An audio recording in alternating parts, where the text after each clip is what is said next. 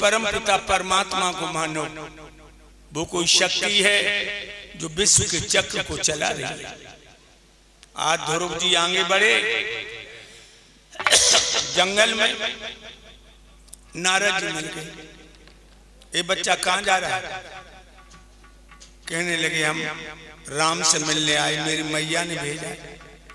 देव ऋषि कहने लगे तेरी माँ है, पत्थर दे। जरा सा बच्चा राम से मिलने आया, लौट जा। कहो शेर का झटका लगेगा, राम तो नहीं मिलेंगे, रामपुर पहुंच जाएगा। ध्रुव जी कहने लगे इन जानवरों का डर मेरी मैया मुझे दिखा चुकी है, अब तो मुझे राम से ही मिलना है। देव ऋषि नारद समझ गए। उन्होंने कहा तूने कोई गुरु बनाया? नहीं, तो बिना गुरु के प्रभु का साक्षात्कार नहीं होगा। और ये बात बिल्कुल सच है लोगों। बिन गुरु भवन तरह न कोई, हर बिरंच शंकर सम होई।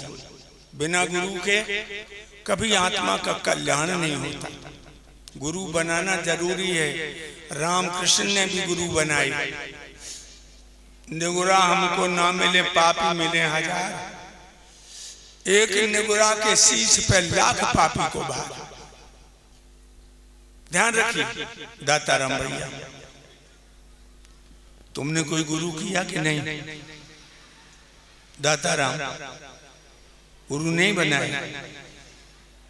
बिन गुर पुण्य दान जो करई, मिथ्या जाए कभी न फरई। बिना गुरु के कितनी लंबी भागवत भंडारा कर लो, ऐसे है बिन गुर पुण्य दान करे आप, और जो बेस्या को बाल का कहे कौन सो बाप। बिना गुरु के दान पुण्य जैसे है, जैसे बेस्या के बच्चे को पूछो तेरे बाप का क्या नाम है, बता नहीं पाएगा। इसलिए दाता राम जी गुरु जरूर बनाना। तुम भागवत करवा रहे हो, भंडारा भी करोगे तो सार्थक तो हो जाइए।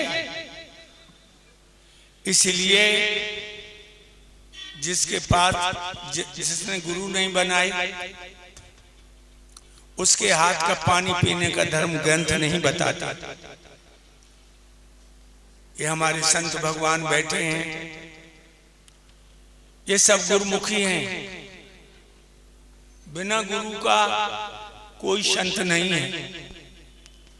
इसलिए गुरु बनाना बहुत। लेकिन एक बात और बताऊं, गुरु बना तो सोच समझ के बनाइयो।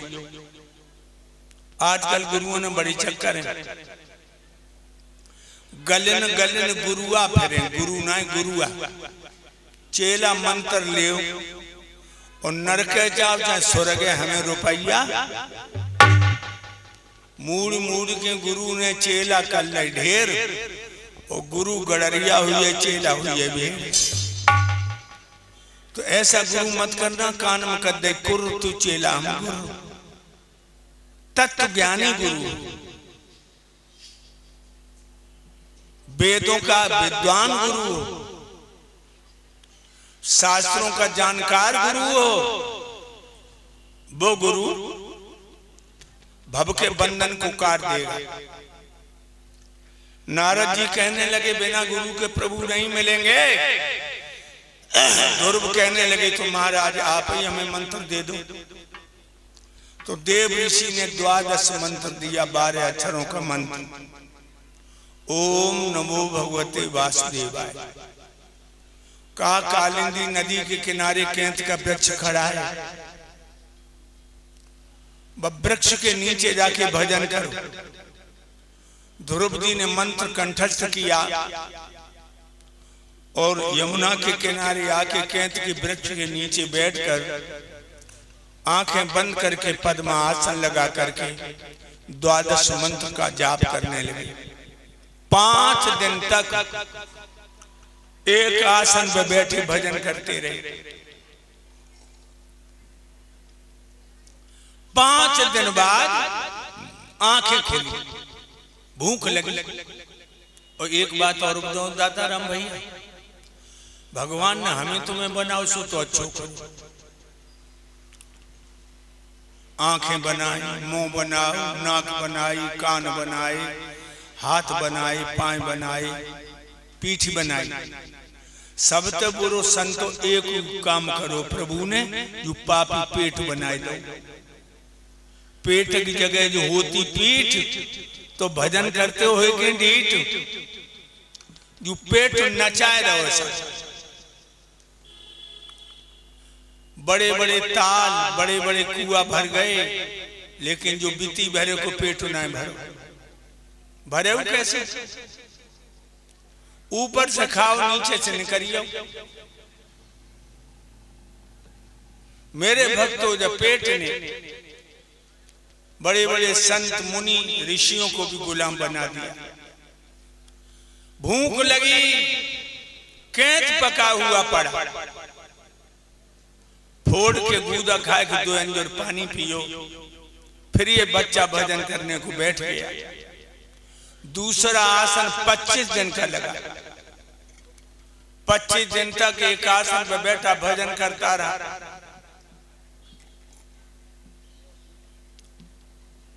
25 दिन बाद आंखें खुली, कैंच नहीं छुआ। कैंच के पत्ते झड़ गए, वो हथेली पे धर के फंकी लगाई, 2 अंजल पानी पिया। फिर भजन करने बैठ गया। ये तीसरा आसन उसका 3 महीने का लगा। 3 महीने बाद ध्रुव जी की आंखें खुली, न कैंच छुआ न पत्ते, श्वास खींची,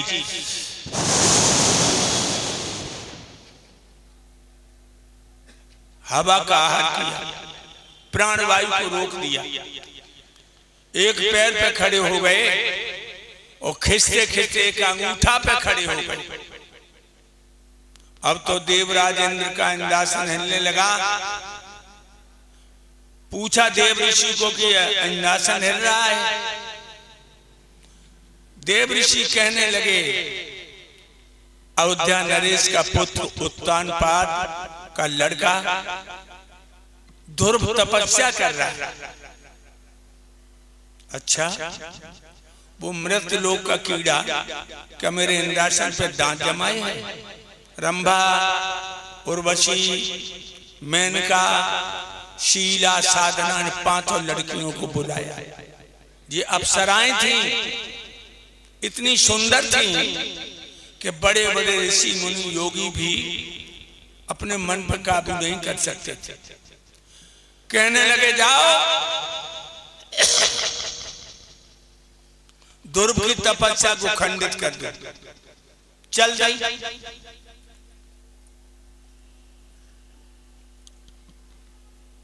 जहां ध्रुव एक अंगूठा पर नाटक करने लगे, ढोल, मृदंग, नफीरी बजाने लगे,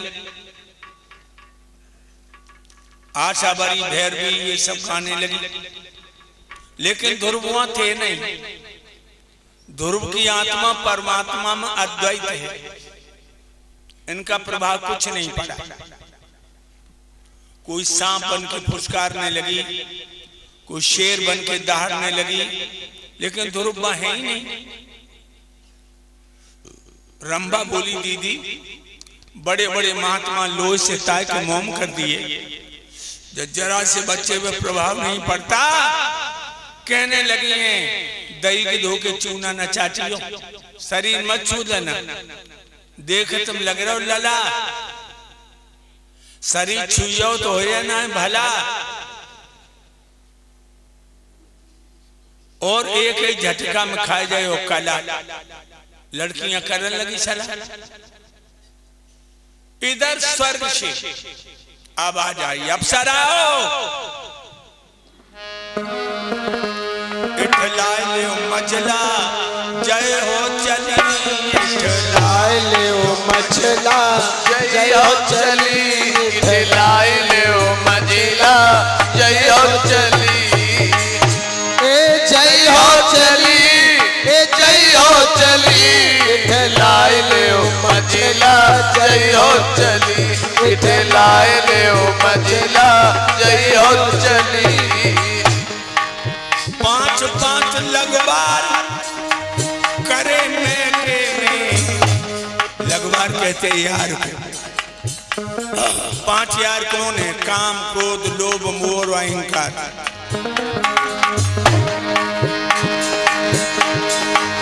पांच रगबा करे में के कैसे बसैया को लगियो भगे ठेलाए ले मंजिला जइयो चली, ठेलाए ले मंजिला जइयो चली, ठेलाए ले मंजिला जइयो चली। मेरे भक्तों, अप्सरा भयभीत होकर भाग गई। ध्रुव ने प्राण वायु को खींचा तो तीनों लोकों की हवा रुक गई, कोहराम मच गया, ब्रह्मांड हिल गया, प्राणियों की दम घुटने लगी। देवराज इंद्र क्षीर सागर में पहुंचे, भगवान नारायण के चरणों पर गिर पड़े। परम ब्रह्म परा परम सोमम देव नंदनम निराकारम निर्मलम तस् ब्रह्माय नमस्ते। महाराज, ध्रुव ने प्राण वायु को रोक रखा है, प्रिय के लक्षण नजर आ रहे हैं। गरुड़ उसी समय गरुड़ पर सवार होके चल दिए, वो वहां पहुंचे जहां ध्रुव ऊर्ध्वबाहु ऊपर को भुजाएं किए। प्राणों के प्राण परमात्मा में अद्वैत। गरुड़ पर से उतर पड़े, जहां अंगूठा टिका है वहां खड़ाओं की टिक टिक की आवाज की, कोई प्रभाव नहीं पड़ा। भगवान ने शंख की ध्वनि की और अपने स्वरूप को खींचा ध्रुव के हृदय से, तो ध्रुव टूट करके प्रभु के चरणों पे ऐसे गिरा जैसे कोने में से लाठी गिरती है। भगवान ने बीच में ही अपने भक्त को गोद में ले लिया। बोलो भक्त और भगवान की। देखा है जगदाधार की गोद में है। प्रभु कहने लगे, बेटा ध्रुव, वैसे तो लाखों जीव मरते, लाखों पैदा होते, तेरे जैसे ज्ञानी धानी बिरले ही नर पैदा होते। बेटा ध्रुव, वरदान मांग लो। ध्रुव कहने लगे, प्रभु आपके दर्शन करते करते हमारी सारी इच्छाएं पूर्ण हो गई। नहीं बेटा मांगो। ध्रुव कहने लगे, आपने हमें बेटा कहा तो आप हमारे पिता हो गए। और सच्चे पुत्र जो हैं पिता पे मांगते नहीं हैं, पिता तो बिना ही मांगे देते हैं। अब आप बताओ, जो लड़के की क्या सेवा है। भगवान इन शब्दों से गदगद हो गए, बोले, बेटा ध्रुव, जाओ, तुम्हें हम तुम्हारे पिता का ताज अर्पित करते हैं। 36,000 वर्ष तक अयोध्या में राज करोगे और सीधे मेरे धाम को चले आओ। देवराज इंद्र से कहा, ऐरावत हाथी लाओ।